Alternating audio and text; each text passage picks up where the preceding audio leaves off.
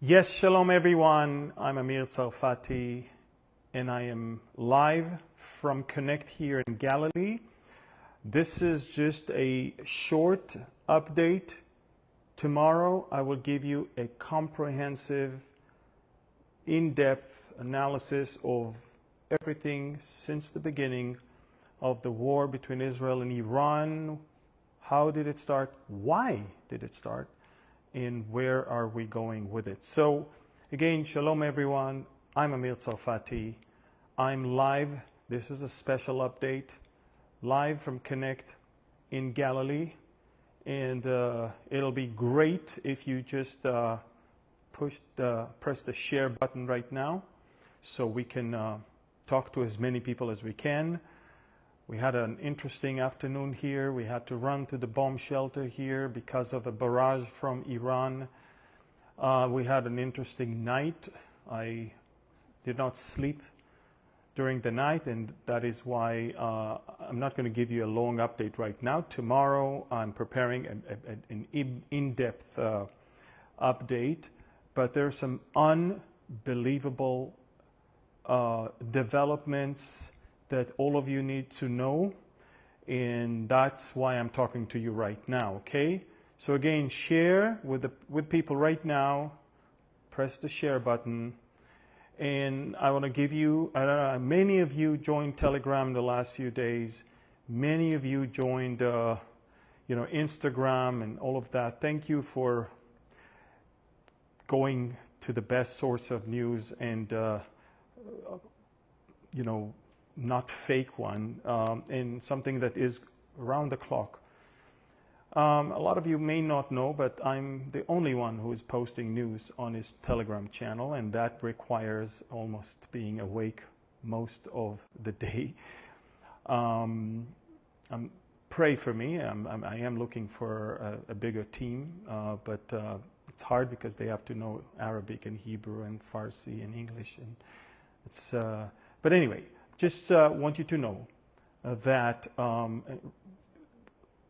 historic biblical proportion day in Iran. Yes, we had a very tough night. The Iranians are directing hypersonic ballistic missiles towards civilian population in Israel.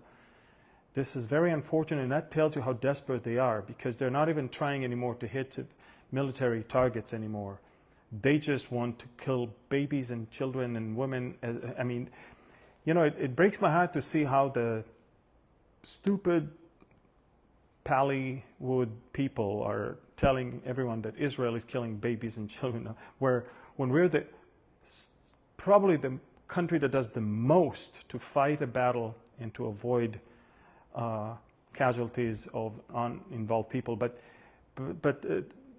those missiles and rockets that are fired from Iran are sophisticated and very, very precise ones. And when they hit the heart of a residential area of a city, when there is no target around, military or government or anything, you know that they actually aim towards civilians. And that's what they did. And they killed a whole Arab family last night near Haifa, and they killed others also in south of Tel Aviv, in Bat Yam.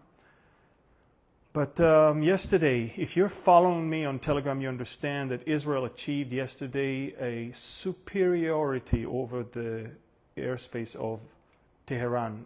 Again, there is Iran, and there is Tehran, which is the northernmost part, and Tehran is the most secured place that the Iranians have, simply because this is where the government, this is where the research center, this is where the IRGC, this is where the president, this is where everything.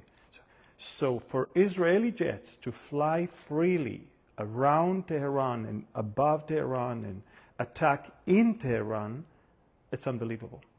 We are basically attacking in Tehran as freely as we do in Gaza or in Beirut. It's unbelievable. And folks, they are falling apart right now. They truly are falling apart. We, after what happened yesterday, or during the night, we decided to go all in. We're destroying government offices, infrastructures, oil depots, sewer channels. We have assassinated few more of their top nuclear scientists. 5 bombs. We thought it's car bombs, but it's actually the cars of the scientists that they got in and exploded. All of these nuclear scientists. You're probably asking, why are you killing scientists? These are the scientists that were in the middle of putting together 15 bombs. And we stopped it right before they had it. Tomorrow I'll give you a very comprehensive explanation of why now? Why did Israel attack Friday morning and not a year before or a month later? I'll tell you all about that. But we also attacked the nuclear sites, the missile sites, radar sites, air defense systems, nuclear assembly lines. We are attacking, we're killing more generals in the IRGC. In my wildest dreams, in the best scenario ever, I would never imagine that one day I will stand in front of you and tell you that within 72 hours, Israel eliminated all of the top brass of the IRGC, all of the top scientists of the nuclear program of Iran. Israel is flying freely above Iran, above Tehran, and Israel caused a mass exodus of the Iranians from Tehran, from their own capital. Go to my Telegram channel, you see thousands of cars are now leaving Tehran, fleeing away because they can't, look, there's air pollution because we burned their oil depot. There is pollution from the sewer because the sewer channel are now exploded and it just floods the streets. Assassinations of scientists and generals almost every few hours. And it's not stopping. It's not stopping. Smokes billows from all around Tehran. I have videos on my Telegram channel. It's beyond amazing. It's supernatural.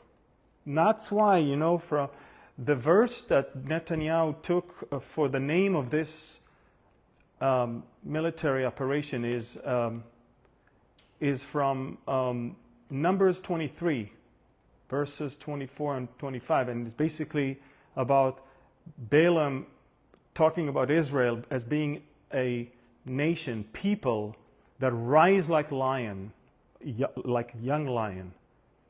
And so, Am Kelavi, a nation like a young lion. We have risen. October 7th was the bottom, and June 13th, Friday, is the day that Israel became a regional superpower that reaches 1,500 kilometers and is freely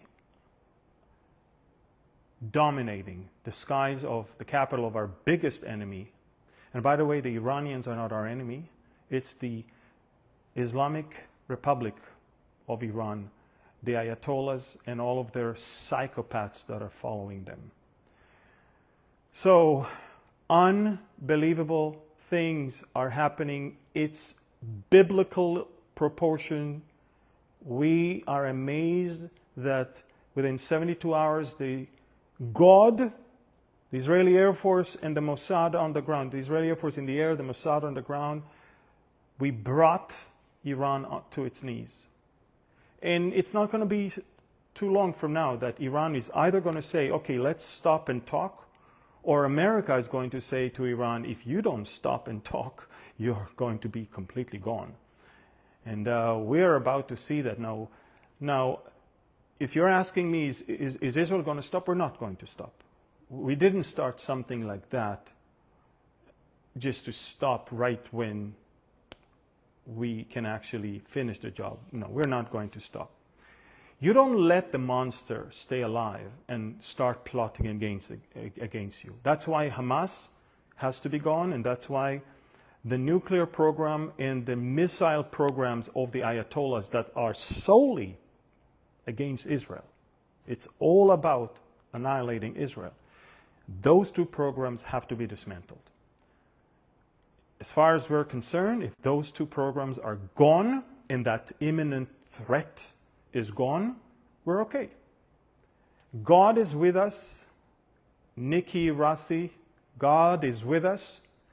And the Ayatollahs are embarrassed and they are humiliated to the point that their own people right now are criticizing them and are saying to them, why do you even lie to our people? I mean, people in Israel know more what's going on in Iran than the Iranian people. They sell them some fairy tales that they shut down some Israeli planes, they took captive some Israeli pilots, they show them AI-generated photos. They just load of crap on their sites and on their channels just because they don't know how to handle all of that. It's unbelievable. So listen to me. Tomorrow I'm going to give you a detailed information of how it started, why now, what is the aim of all, and what is the end game. And of course, we'll look at the biblical perspective of all of this. But right now, Tehran is burning. The oil depots, the sewer channels are gone. Government offices, scientists are being eliminated. Generals are being eliminated. All the air defense system is gone. Missile silos are gone. We're working on the nuclear sites. It's going to take us days because they're very deep under the ground, and we only destroyed the top level, and we need to come back there.